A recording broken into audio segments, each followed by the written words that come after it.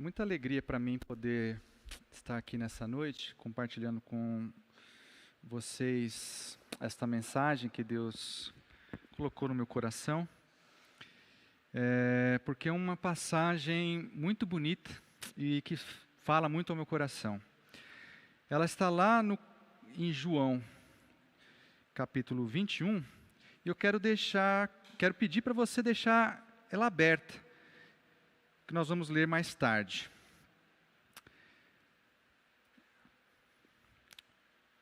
Eu quero você para o exército dos Estados Unidos.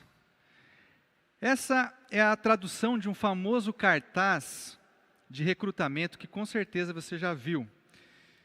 O cartaz é chamado do Tio Sam e mostra um senhor já idoso, de semblante firme, cabelos brancos, cartola com as cores da bandeira americana, paletó azul, apontando o dedo, mostrando convocação e urgência.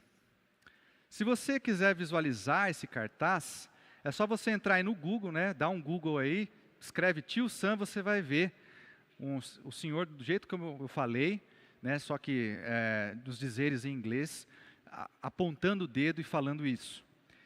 Esse cartaz, ele foi feito na época da Primeira Guerra Mundial, para estimular os jovens a se alistarem no exército americano e participarem dessa guerra que já andava por 3 anos.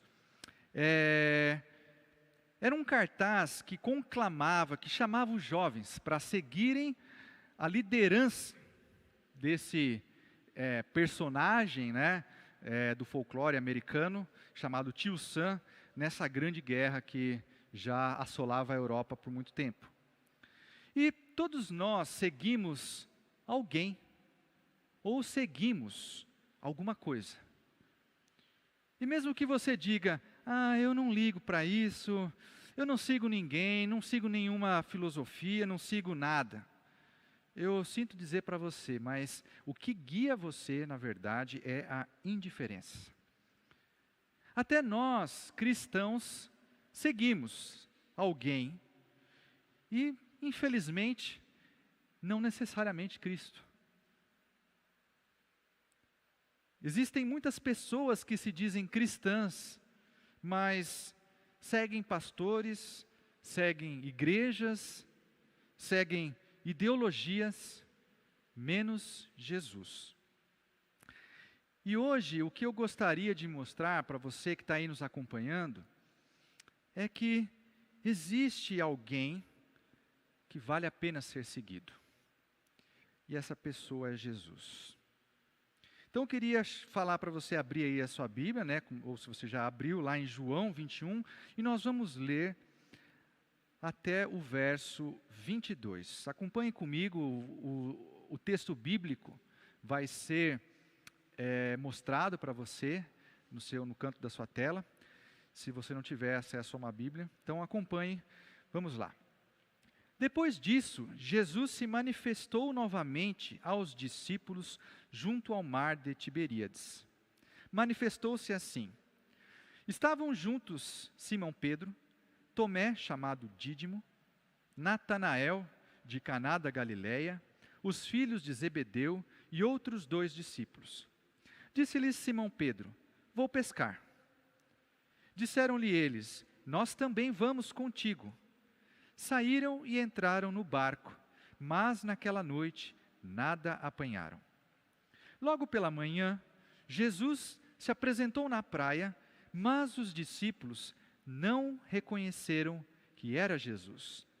Então Jesus lhes disse: filhos, tendes alguma coisa de comer? Responderam-lhe: não. Disse-lhes ele: lançai a rede à direita do barco e achareis. Lançaram-na e então já não podiam tirar a rede por causa da quantidade de peixes. Aquele discípulo a quem Jesus amava disse a Pedro: é o Senhor. Assim que Simão Pedro ouviu que era o Senhor, vestiu a capa, pois se havia despido, e lançou-se ao mar. Os outros discípulos Seguiram no barco, puxando a rede cheia de peixes, pois não estavam distantes da terra, senão quase 200 côvados. Quando saltaram em terra, viram brasas acesas, tendo por cima peixe e pão. Disse-lhes Jesus: trazei algum dos peixes que apanhastes.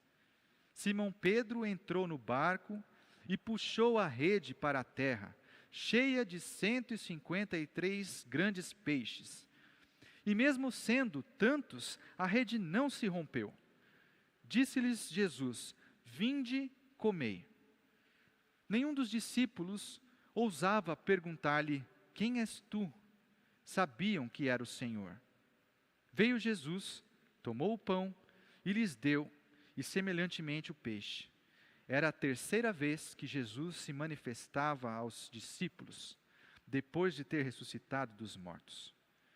Depois de terem comido, Jesus perguntou a Simão Pedro: Simão, filho de João, amas-me mais do que estes? Ele respondeu: sim, Senhor, tu sabes que eu te amo. Disse-lhe: apacenta os meus cordeiros. Tornou a perguntar-lhe: Simão, filho de João, amas-me? Ele respondeu: sim, Senhor, tu sabes que te amo. Disse-lhe Jesus: apacenta as minhas ovelhas. Perguntou-lhe pela terceira vez: Simão, filho de João, amas-me? Simão entristeceu-se por Jesus lhe ter perguntado pela terceira vez: amas-me? E respondeu: Senhor, tu sabes tudo, tu sabes que eu te amo. Disse-lhe Jesus: apacenta as minhas ovelhas. Em verdade te digo que quando eras mais moço, te vestia a ti mesmo e andavas por onde querias. Mas quando fores velho, estenderás as mãos e outro te vestirás e te levará para onde não queres. Jesus disse isso, significando com que tipo de morte havia ele de glorificar a Deus. Então lhe disse: segue-me. Pedro, voltando-se, viu que o seguia o discípulo a quem Jesus amava, que na ceia se reclinara sobre o seu peito e dissera: Senhor, quem é que te há de trair? Vendo-o, Pedro perguntou a Jesus: Senhor, e deste que será? Respondeu-lhe Jesus: se eu quero que ele permaneça até que eu venha, que te importa? Segue-me tu. Nesta primeira parte do texto que nós acabamos de ler, que vai do versículo 1 até o versículo 14, é impossível não fazermos um paralelo, nós não nos lembrarmos da pesca maravilhosa que ficou narrada lá em Lucas 5, do versículo 1 ao 11. Quando Pedro, Tiago e João foram chamados por Jesus para serem pescadores de homens. Na verdade, esta passagem de João parece ser uma lembrança de Cristo aos seus discípulos do verdadeiro chamado que eles receberam lá atrás, da verdadeira vocação das suas vidas, que ficou escrita lá no Evangelho de Lucas. Tudo aqui que aconteceu, que está narrado no Evangelho de João, aconteceu de uma maneira divinamente providencial, para lembrar os discípulos, e especificamente Pedro, da importância de seguir a Jesus. Então eu destaco aqui o primeiro versículo que eu acho mais interessante dessa primeira parte, que é o versículo 3, que diz assim: disse-lhes Simão Pedro: vou pescar. Disseram-lhe eles: nós também vamos contigo. Saíram e entraram no barco, mas naquela noite nada apanharam. Percebam que Pedro é quem toma a iniciativa e resolve ir pescar. E alguns discípulos, principalmente alguns sócios de pescaria de Pedro, Tiago e João, resolvem ir com ele. Pedro é aqui aquela pessoa de ação, de iniciativa. Então esse versículo começa com a iniciativa dos discípulos. E Jesus já havia ressuscitado, e o texto nos mostra que ele já tinha aparecido aos discípulos outras 2 vezes. Mas apesar disso, parecia que ainda faltava alguma coisa para que o trabalho dos discípulos como pescadores de homens deslanchasse. Sabe quando o carro atola no barreiro, e aí você traz uma caminhonete para puxar, e ainda vem as pessoas atrás do carro para dar aquele empurrão? Parece que é isso que essa passagem quer sugerir. Os discípulos estavam meio perdidos, sem saber ainda como fazer, qual que deve ser a atitude deles, e aí aparece Jesus para dar aquele empurrãozinho que faltava. E por que que os discípulos estavam assim, digamos, atolados? Essa é a minha hipótese. É que os discípulos esperavam que Jesus fosse o rei de Israel, que expulsaria os romanos, que restauraria o antigo reino de Davi, e seria aquele governante poderoso, sábio, que eles haviam presenciado nos últimos anos. Aquele governante que multiplicava o pão, que tinha sempre a resposta na ponta da língua. Mas Jesus morreu, e esta expectativa ruiu. Então Jesus ressuscita, o que é algo maravilhoso, mas os discípulos se lembram que eles abandonaram o Mestre. Pedro o negou 3 vezes. Eles se lembram que Jesus morreu sozinho, e aquele movimento que ele começou lá na Galileia parece estar na corda bamba, parece estar por um fio. Mas nada foge do controle de Deus. E Ele usa essas situações para testar a nossa fé, o nosso amor e nos fortalecer nele. E como eu falei, é neste momento que Jesus vem e dá aquele empurrãozinho para nos tirar do atoleiro.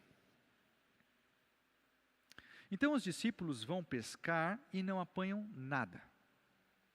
Passam a noite inteira sem pegar nenhum peixe. Imagine que para um pescador, alguém que depende disso para sustentar a sua vida, não apanhar nada é algo terrível. É que nem um atacante de futebol que não marca gols. E com certeza você aí, que torce para algum time, lembra de um atacante que passou no seu time, que não marcava gol. Eu lembro dos meus, infelizmente, do meu time. Nós então percebemos, nesse segundo versículo mais importante, ou digamos, não importante, mas interessante dessa passagem, o seguinte, que é o versículo 6. Disse-lhes ele: lançai a rede à direita do barco e a achareis. Lançaram-na então e já não podiam tirar a rede por causa da quantidade de peixes. Os discípulos veem Jesus na praia, mas não percebem que é Ele. E da mesma forma que lá na pesca maravilhosa, que ficou narrada em Lucas 5, Jesus realiza um milagre extraordinário. Mas para realizar esse milagre, ele precisa que os discípulos obedeçam a sua voz, obedeçam a sua ordem. Quantas vezes nós não estamos passando exatamente por esta situação? Nossas redes estão sem peixes, porque nós não obedecemos à voz de Jesus. Jesus está fora dos nossos planos, as nossas redes estão vazias, mas quando há obediência a Ele, as nossas redes se enchem. A obediência a Cristo nos leva à sua providência. E por fim, nós chegamos aqui nessa primeira parte ao último versículo mais interessante para nós destrincharmos uma compreensão, um entendimento, que é o versículo 12. Disse-lhes Jesus: vinde, comei. Nenhum dos discípulos ousava perguntar-lhe: quem és tu? Sabiam que era o Senhor. Quando os discípulos chegam na praia, arrastando as redes cheias de peixes, Jesus já está com uma brasa funcionando, assando peixes e com pão. E ele chama os discípulos para comer. E aqui o que está implícito é que eles foram, né? O resultado disso, como o versículo nos narra, é que eles reconheceram, eles sabiam que aquela pessoa era Jesus. Então, quando os discípulos, que passaram a noite pescando e não apanharam nada, provavelmente passando frio, porque deveria ser muito frio, você está dentro de um lago, né, sem nada ao redor. Quando eles chegam na praia, eles encontram uma fogueira para se aquecerem. Eles encontram comida, peixe e pão. Eles encontram satisfação pelo trabalho realizado. Porque se a gente voltar no versículo 10, Jesus fala para os discípulos irem pegar peixes que eles tinham pescado, né? Jesus aqui está falando: vão ver o trabalho que vocês realizaram por minha causa. Vejam o quanto vocês tiveram de resultado quando eu estava presente, quando a minha presença estava com vocês, quando a minha voz foi obedecida. E eles também encontram descanso. Uma noite inteira de trabalho sem resultado foi recompensada com descanso ali na praia. E também comunhão com Cristo e alegria. Porque é impossível você passar por toda a situação que os discípulos passaram, de terem fugido das autoridades, de verem o seu mestre sido pregado na cruz, agora encontrar com ele na praia, depois de tudo que passaram naquela noite, foi uma situação de muita alegria. No versículo 3 desse capítulo que nós lemos, os discípulos tomaram a iniciativa, ou seja, eles foram pescar e não apanharam nada. Nos versículos 6 e 12, quem toma a iniciativa é Jesus. E os resultados são ótimos, são bons, são mais do que bons. O ensinamento que eu tiro aqui dessa passagem é que Jesus precisa sempre tomar a iniciativa nas nossas vidas. Ele precisa ter o primeiro lugar de ação. Só que para que isso aconteça, nós precisamos seguir a sua voz. Nós precisamos seguir a sua liderança. Nós precisamos seguir o seu chamado.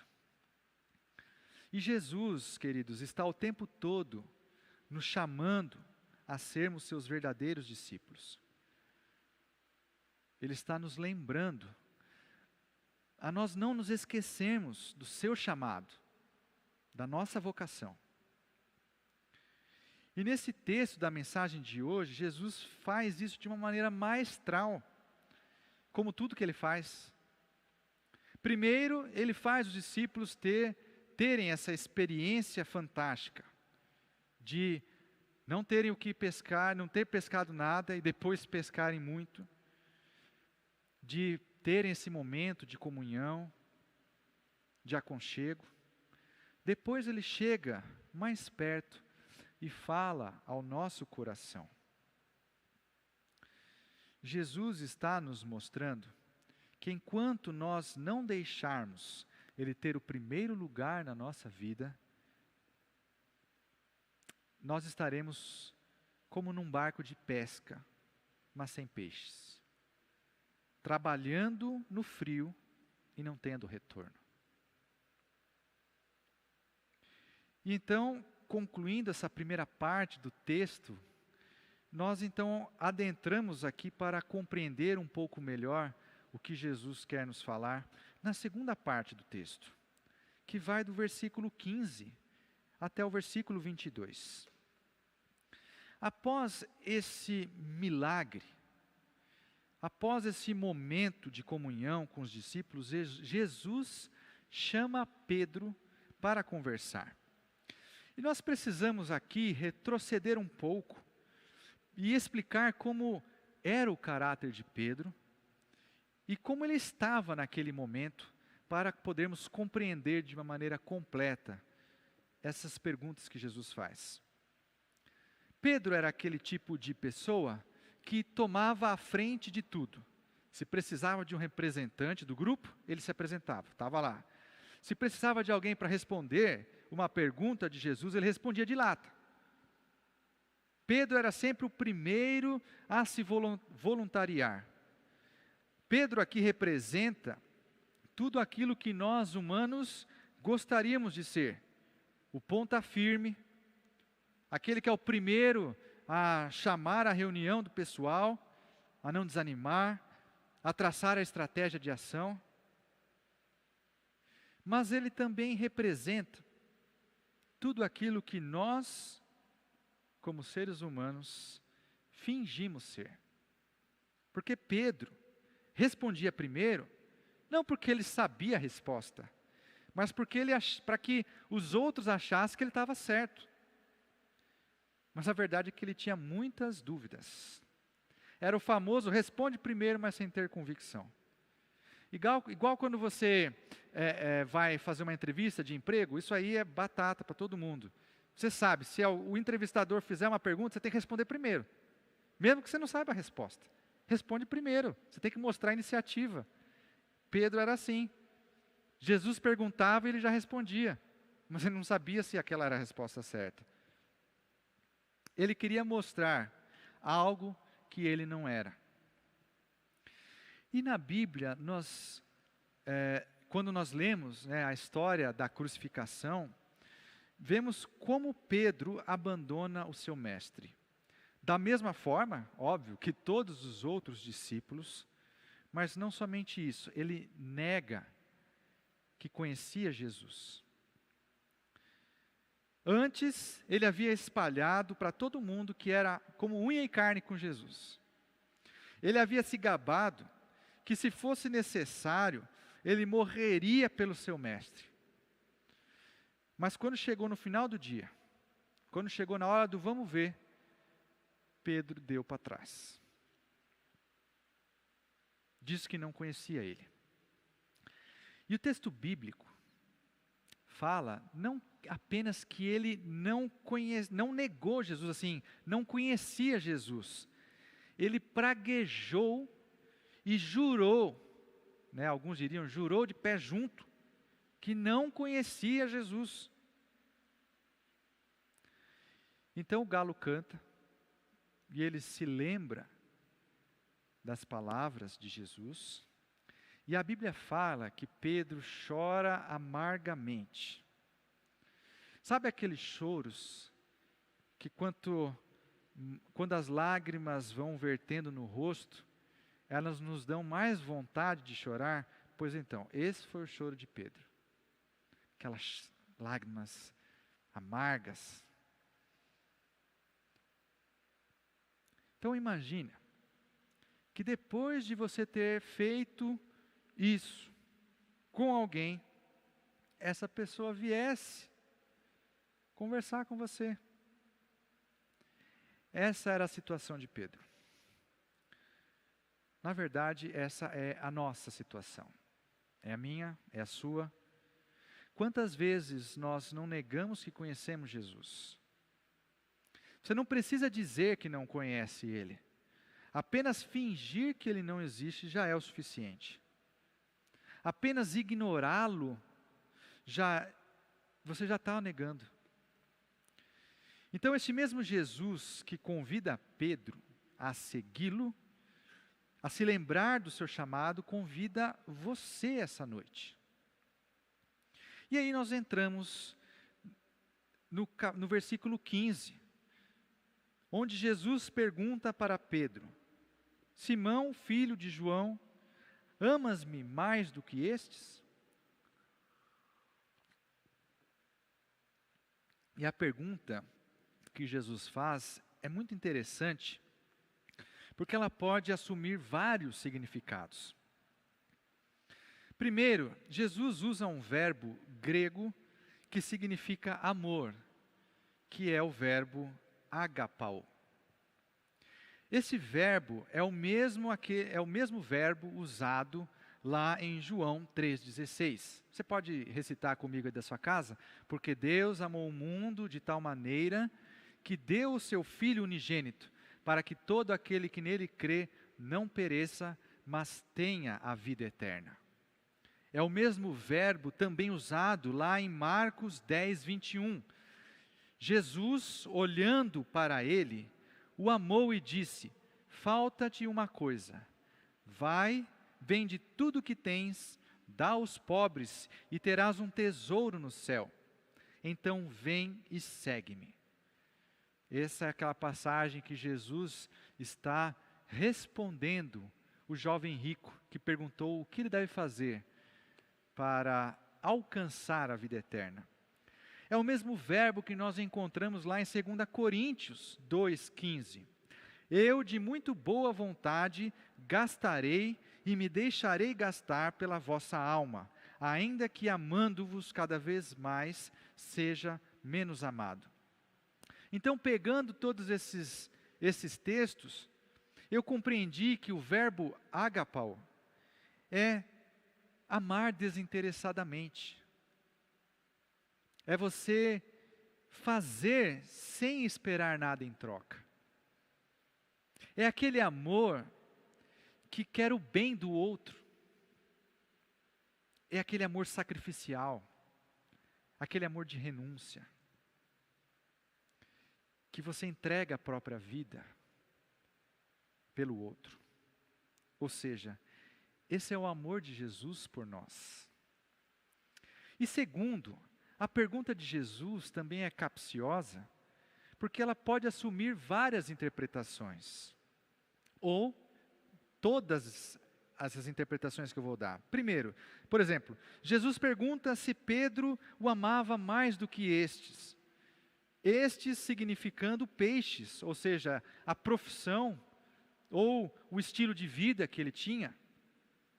Estes também pode significar discípulos, ou seja, Jesus está perguntando: você me ama mais do que estes discípulos me amam? Ou ainda estes pode significar: você me ama mais do que estes seus amigos? Eu sou mais importante que eles na sua vida?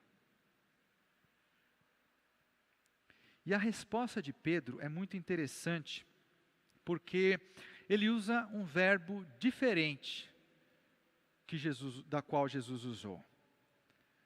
O verbo que Pedro usa é o verbo grego filéu. E esse é o mesmo verbo que nós lemos lá em Mateus 10, 37, que diz assim: quem ama o pai ou a mãe mais do que a mim, não é digno de mim. Quem ama o filho ou a filha mais do que a mim, não é digno de mim. Lá em Lucas 20, 46, é o mesmo verbo utilizado. Fala assim: cuidado com os mestres da lei, que querem andar com roupas compridas, amam as saudações nas praças e as principais cadeiras nas sinagogas e os primeiros lugares nos banquetes. Então, estudando estes textos, eu entendi que esse verbo filéu, ele é usado para descrever um gosto, uma preferência, ou até mesmo o nosso amor pela família. Mas esse verbo filéu ele não é um amor sacrificial. Não é um amor de renúncia, como é o ágape. Portanto, aqui eu estou um pouco assim, transliterando, trazendo um pouco para a nossa versão. O que Pedro está dizendo é, sim, eu amo o Senhor Jesus, mas não é o suficiente. Não é o que você merece. E no versículo 16, Jesus pergunta mais uma vez, Simão, filho de João, amas-me? E a resposta de Pedro é a mesma. É a mesma que ele deu no versículo 15. Até que na terceira vez, que é o versículo 17, a pergunta de Jesus, no original, ela muda. Ao invés de usar o verbo agapao, ele usa filéu. É como se Jesus perguntasse assim, mas Pedro, você me ama apenas com esse amor imperfeito? Apenas com esse amor abaixo daquele que eu mostrei para você? É só isso que você tem para mim, Pedro? É só esse amor de preferência? E a resposta de Pedro é de arrepiar, pelo menos para mim. Porque é como se ele dissesse mais ou menos assim, Senhor, você sabe todas as coisas. Você sabe quem eu sou. Sabe que eu te neguei. Que eu não tive esse mesmo amor que você tem por mim. Sabe que eu só tenho isso por você. E da mesma forma como das outras vezes, a resposta de Jesus é, apacenta os meus cordeirinhos.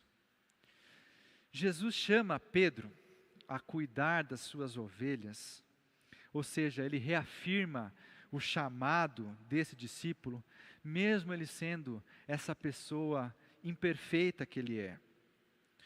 E isso me traz uma alegria tremenda, porque me mostra que Cristo sabe das minhas fraquezas, Ele conhece as minhas e as suas falhas, e mesmo assim, Ele nos chama para nós sermos os seus discípulos.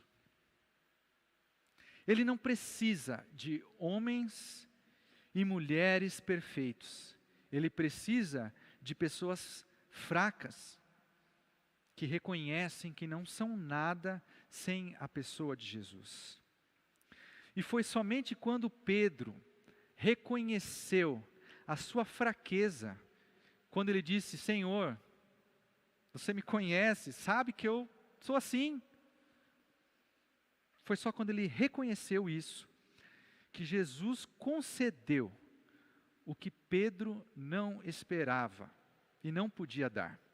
Lá no versículo 18, Jesus fala assim, em verdade te digo, quando eras mais moço, te vestia a ti mesmo, e andavas por onde querias, mas quando fores velho, estenderás as mãos, e outro te vestirás, e te levará para onde não queres.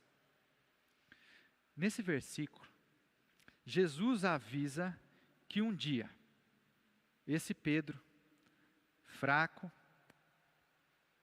sem possibilidades de amar da forma ágape, que é aquele amor sacrificial, aquele amor de renúncia, morreria, tal qual o seu mestre, mostrando o amor ágape. Sabe, muitas vezes nós vivemos a vida cristã seguindo a Jesus e esperando coisas que são naturais para nós. Por exemplo, todo ser humano espera uma vida tranquila, prosperidade, uma bela família, bons amigos, saúde. E não há nada de errado em você esperar essas coisas, mas o que este versículo 18 mostra é que nem sempre nós vamos ganhar aquilo que nós esperamos. Mas nós iremos ganhar aquilo que nós precisamos para demonstrar o nosso amor por Jesus.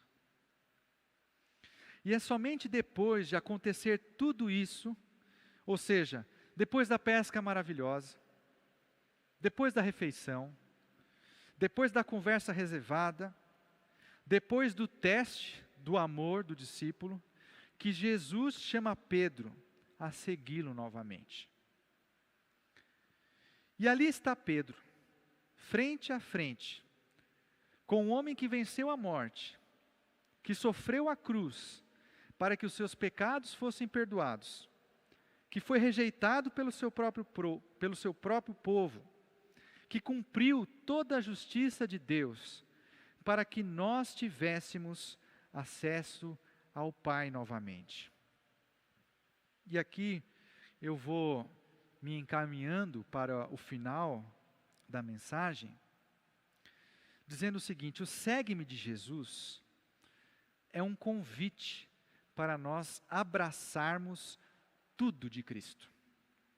O que Ele falou, as suas ordens, os seus ensinamentos, e o que Ele fez na cruz.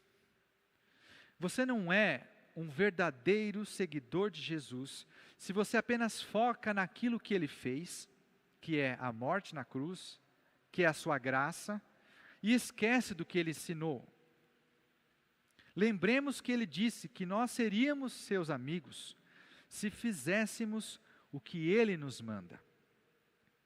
Você também não é um seguidor de Jesus se você apenas foca no que Ele ensinou e esquece o que Ele fez. Jesus nos disse que Ele veio para dar a sua vida em resgate de muitos. O convite de Jesus para segui-lo é uma jornada em que nós damos a Cristo a iniciativa da nossa vida. Quando nós permitimos que Ele haja em nós para que as nossas redes se encham de peixes, quando nós estamos em comunhão tão perfeita com Cristo, que o reconhecemos de imediato. Quando nós temos o nosso amor por Ele provado, e reconhecemos a nossa fraqueza, quando nós recebemos dEle o que precisamos para demonstrar o nosso amor. A pergunta que Jesus está fazendo hoje, para mim e para você, é: Lucas, você me ama com esse amor desinteressado, sacrificial e total, mais do que estes, mais do que a sua vida, mais do que o seu trabalho, mais do que os seus amigos, mais do que a sua família, mais do que tudo na sua vida? E a minha resposta é: Senhor, Tu sabes tudo. Tu sabes que o meu amor por Ti é imperfeito, que eu te neguei muitas vezes, que eu sou fraco, Senhor, que eu te ofendi com o meu pecado. Mas eu te amo. Eu te amo. Então Jesus responde: então me segue.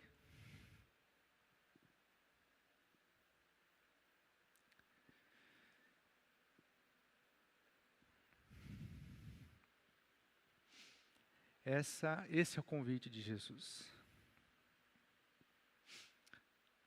Siga-me. E é isso o que eu gostaria de trazer para vocês.